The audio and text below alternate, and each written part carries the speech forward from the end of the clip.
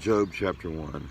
There was a man in the land of Uz whose name was Job, and that man was blameless and upright, one who feared God and turned away from evil. There were born to him 7 sons and 3 daughters.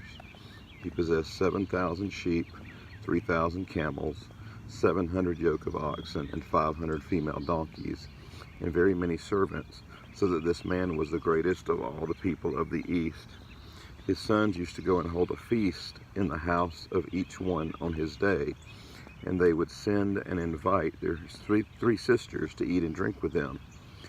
And when the days of the feast had run their course, Job would send and consecrate them, and he would rise early in the morning and offer burnt offerings according to the number of them all. For Job said, "It may be that my children have sinned and cursed God in their hearts." Thus Job did continually. Now there was a day when the sons of God came to present themselves before the Lord, and Satan also came among them. The Lord said to Satan, "From where have you come?" Satan answered the Lord and said, "From going to and fro on the earth, and from walking up and down on it." And the Lord said to Satan, "Have you considered my servant Job, that there is none like him on the earth, a blameless and upright man, who fears God and turns away from evil?" Then Satan answered the Lord and said, "Does Job fear God for no reason? Have you not put a hedge around him and his house, and all that he has on every side? You have blessed the work of his hands, and his possessions have increased in the land. But stretch out your hand and touch all that he has, and he will curse you to your face." And the Lord said to Satan, "Behold, all that he has is in your hand. Only against him do not stretch out your hand." So Satan went out from the presence of the Lord. Now there was a day when his sons and daughters were eating and drinking wine in their oldest brother's house. And there came a messenger to Job and said, "The oxen were plowing and the donkeys feeding beside them. And the Sabaeans fell upon them and took them and struck down the servants with the edge of the sword, and I alone have escaped to tell you." While he was yet speaking, there came another and said, "The fire of God fell from heaven and burned up the sheep and the servants and consumed them, and I alone have escaped to tell you."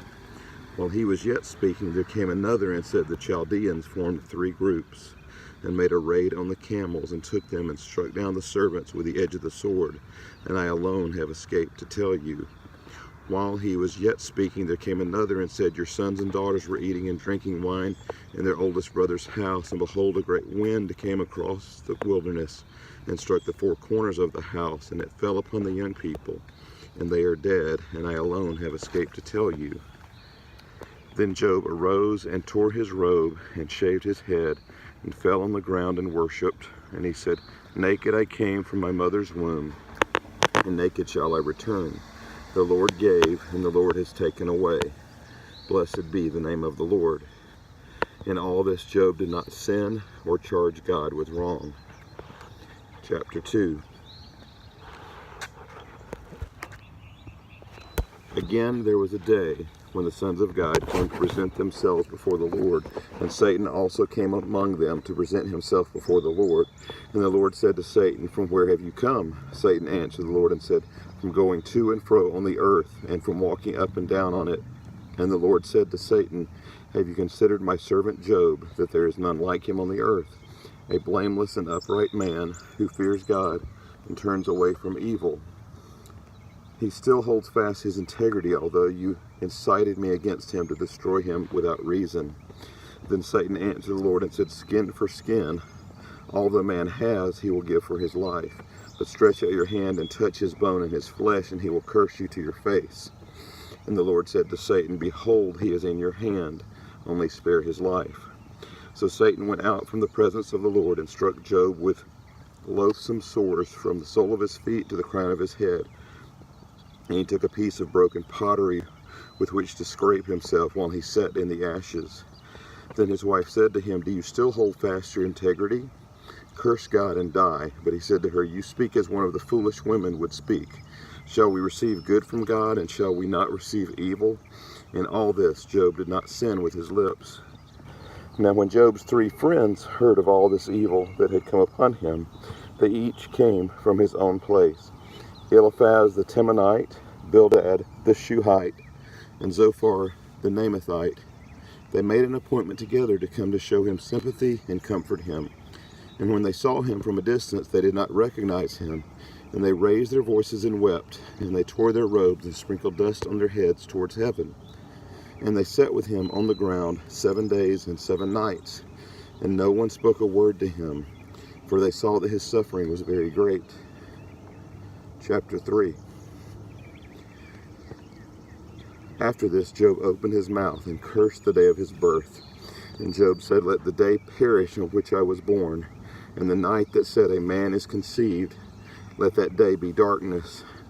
May God above not seek it, nor light shine upon it. Let gloom and deep darkness claim it. Let clouds dwell upon it. Let the blackness of the day terrify it. That night let thick darkness seize it. Let it not rejoice among the days of the year. Let it not come into the number of the months. Behold, let that night be barren. Let no joyful cry enter it. Let those curse it who curse the day, who are ready to rouse up Leviathan. Let the stars of its dawn be dark. Let it hope for light, but have none, nor see the eyelids of the morning. Because it did not shut the doors of my mother's womb, nor hide trouble from my eyes. Why did I not die at birth, come out from the womb and expire? Why did the knees receive me, or why the breast that I should nurse? For then I would have lain down and been quiet. I would have slept, then I would have been at rest, with kings and counselors of the earth, who rebuilt ruins for themselves, or with princes who had gold, who filled their houses with silver.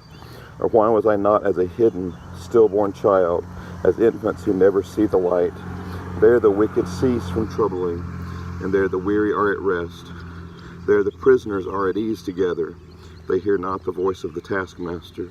The small and the great are there, and the slave is free from his master.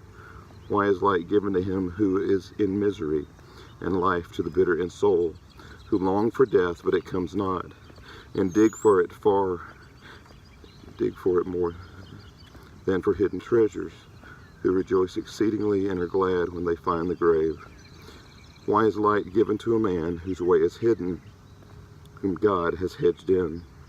From my sighing comes instead my bread, and my groanings are poured out like water.